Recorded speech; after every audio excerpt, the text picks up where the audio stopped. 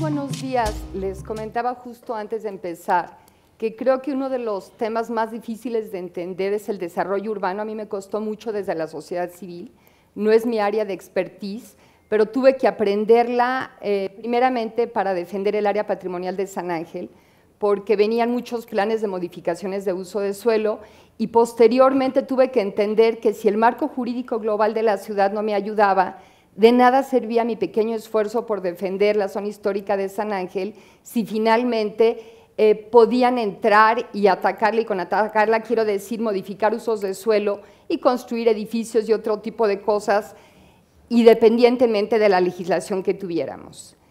El desarrollo urbano está hecho, o lo tenemos nosotros. El desarrollo urbano nos sirve ¿para qué?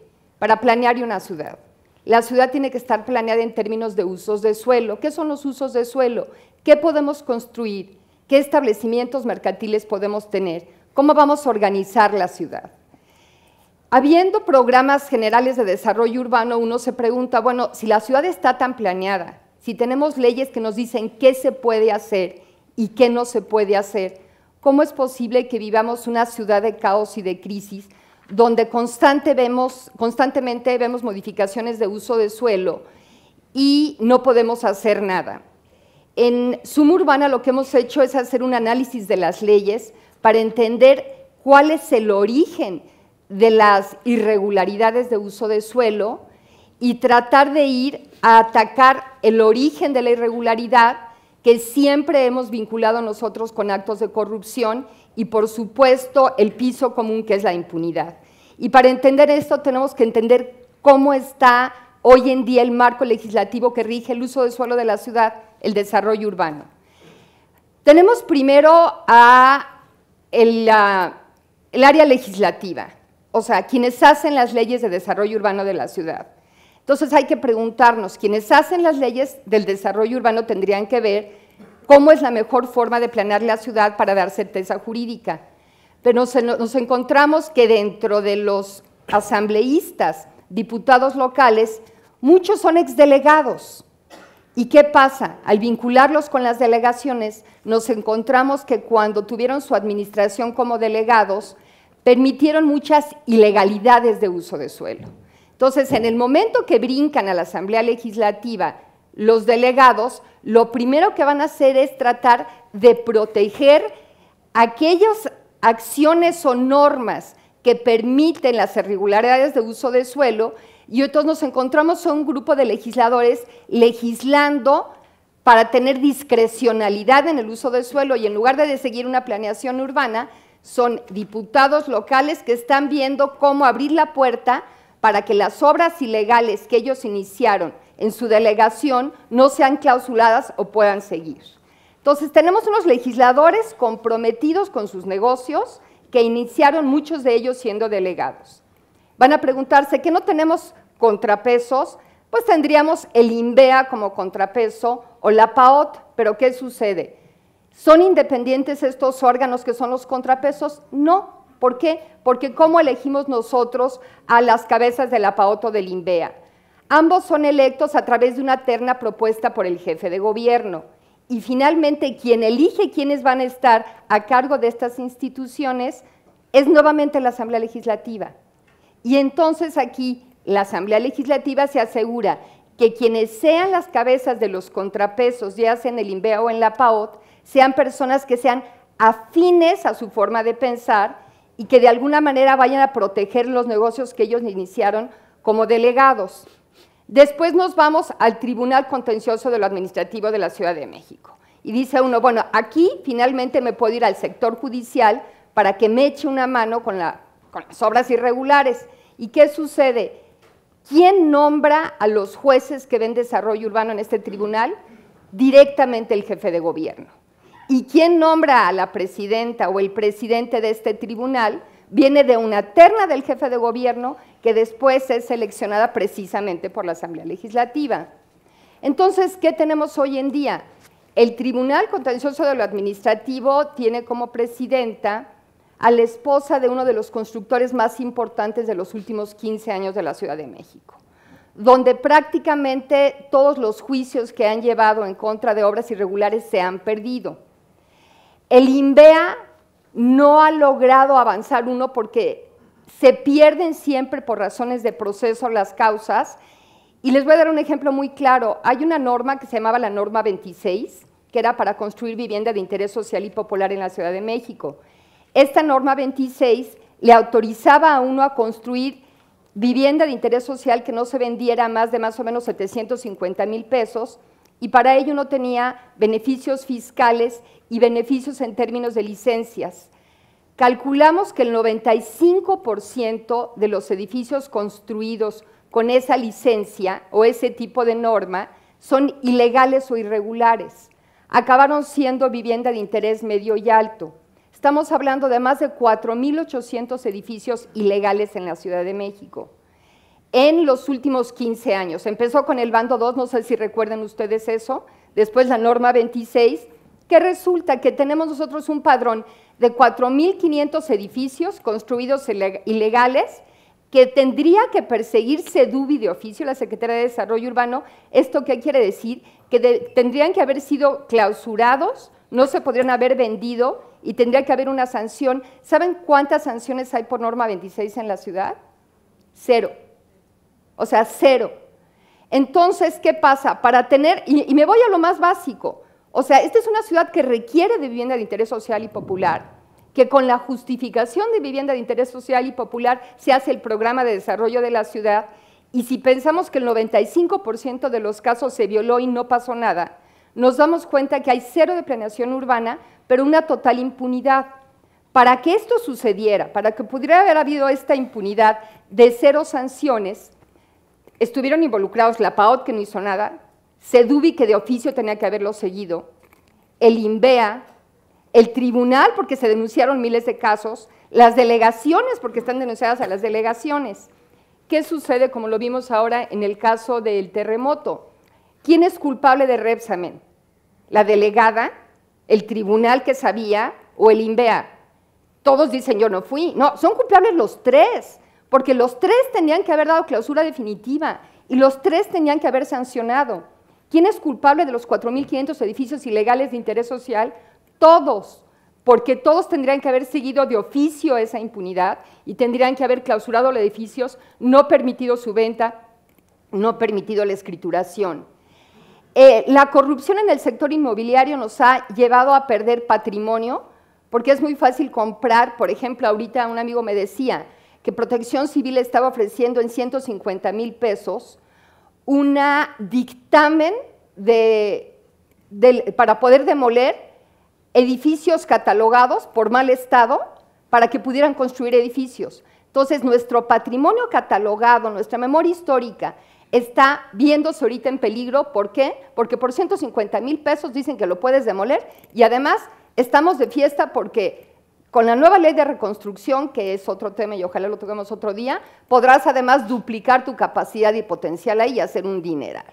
¿Por qué? Porque además la casa catalogada tiene un solo dueño y si la puedo tirar y además ahí puedo construir lo que se me dé la gana, pues ya la hice, ¿no?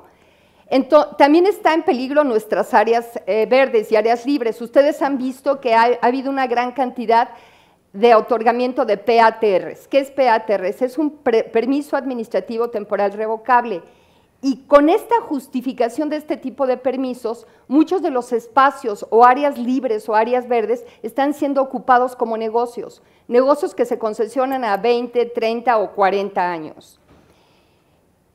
La corrupción y la impunidad en el sector inmobiliario nos ha llevado a 4 costos primordiales. El más importante son la vida, ¿no? O sea, después del terremoto y del sismo, nos dimos cuenta que un porcentaje muy alto de las edificaciones de la ciudad no sigue las normas.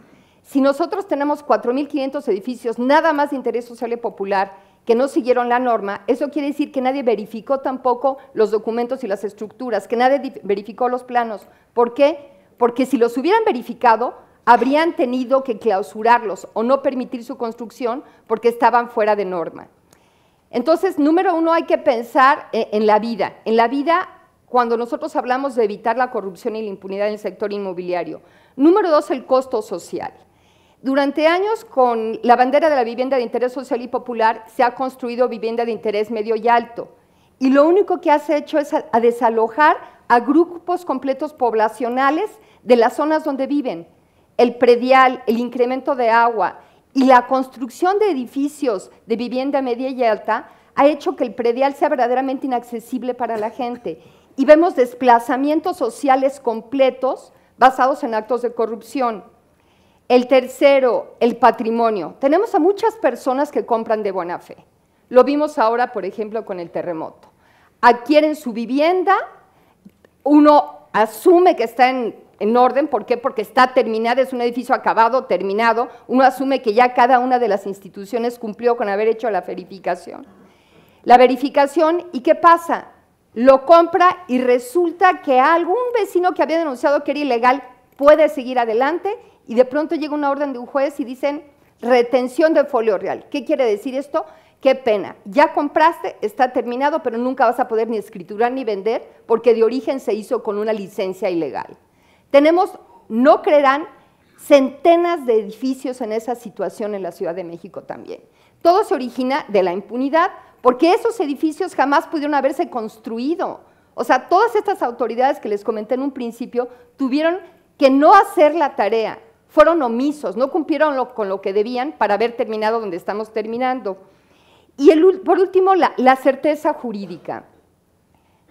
Muchas de las irregularidades o, digamos, excepciones que vemos nosotros en el desarrollo urbano en la ciudad, no hemos pedido pelear contra ellas. ¿Por qué? Porque resulta que la irregularidad es legal.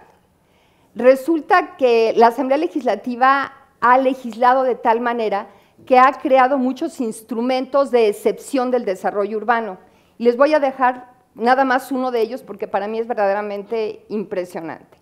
La Asamblea Legislativa creó una cosa que se llama SAC, S-A-C, Sistema de Actuación por Cooperación. ¿Qué quiere decir esto? Que con solo publicar el jefe de gobierno en Gaceta Oficial un decreto, podemos modificar el uso del suelo de hectáreas de la ciudad. Un particular puede ir con el jefe de gobierno y decirle, oye, yo creo que esta zona puede o tiene el potencial de hacer algo mejor con ella. Vamos a crear un SAC solo con la solicitud de un particular. El jefe de gobierno publica en Gaceta Oficial la creación de un SAC, Sistema de Actuación por Cooperación. Es un polígono. En este caso, para que tengan ideas, el actual jefe de gobierno en los últimos 3 años ha decretado 7 SACs, en Tacubaya, Doctores, Reforma, Granadas, la Mexicana, que abarcan 1,500 hectáreas de la ciudad. 1,500 hectáreas no es poco. ¿Y qué pasa en estas 1,500 hectáreas? No se aplica la Ley de Desarrollo Urbano, no se aplican las normas existentes, todo lo que se pueda construir en esos polígonos que son gigantescos serán contratos entre el gobierno de la ciudad y el inversionista o constructor que se trabajen a través de un fideicomiso privado. Son paréntesis a la ley. Ahorita tenemos el último de Tarango, que es verdaderamente una aberración, donde a Tarango se le denomina SAC porque tiene gran potencial de desarrollo, o sea, como una área de valor ambiental se le puede pensar que tiene un gran potencial de desarrollo. Se dice en el SAC que cuenta con toda la infraestructura necesaria. No, no hay infraestructura, porque, vaya, de origen la definición de un área de valor ambiental es un área que no tiene infraestructura, es un área de valor ambiental natural. Bueno, ahorita estamos peleando por detener eso, porque una de las pocas zonas de recarga y de las partes esenciales de la ciudad va a desarrollarse de manera completa gracias a que el jefe de gobierno pudo nada más decretar en Gaceta Oficial sin consultar a la Asamblea, sin consultar a las secretarías y a nadie. Entonces mi pregunta es, ¿no es esto corrupción? O sea, el crear como Asamblea Legislativa instrumentos que en 3 años permitan modificar el uso del suelo de 1,500 hectáreas de la ciudad, donde no se tenga que seguir la ley, no se tenga que cumplir con la Ley de Desarrollo Urbano, no se tenga que respetar patrimonio, pueda venderse patrimonio de la ciudad a criterio de lo que diga la Secretaría de Desarrollo Urbano. O sea, una parte muy importante del patrimonio de la Ciudad de México ha sido vendido a través de los SACs, pero cuando uno dice, a ver, ¿qué pasó ahí? No, es fideicomiso privado. No te podemos decir cómo le dimos los permisos, cuánto pagó por los permisos, qué se modificó, qué patrimonio de la ciudad se vendió. Entonces, en este caso, imagínense ustedes que quienes están defendiendo Tarango ahorita, o querían defender la Mexicana, o la Doctores, que es una zona de desplazamiento social muy grande, o Alameda, o Reforma, no pueden hacer nada porque cuando le dicen, oye, perdóname, esta es una zona habitacional de 3 pisos, no, es que el SAC, la gente del SAC, el fideicomiso del SAC, que no podemos saber quiénes son, que son los inversionistas del gobierno, ha decidido que esta calle se va a volver una calle de 20 pisos para todos. Entonces, obviando el hecho del subsuelo, obviando la infraestructura, obviando los servicios, estamos enfrentándonos a una no planeación o no desarrollo urbano gracias a lo que ha normado la Asamblea. ¿Qué hacer? Tenemos que hacer una revisión de fondo de cómo elegir a los contrapesos, una revisión de fondo de hasta dónde podemos llegar nosotros en términos de hacer excepciones de ley en el desarrollo urbano, porque nos afectan a todos y ya vimos ahora, en la calle de Ámsterdam, gran parte de los edificios afectados fueron excepciones de ley a través de una cosa que es otro tema y luego les explicaré, que se llama transferencia de potencialidad.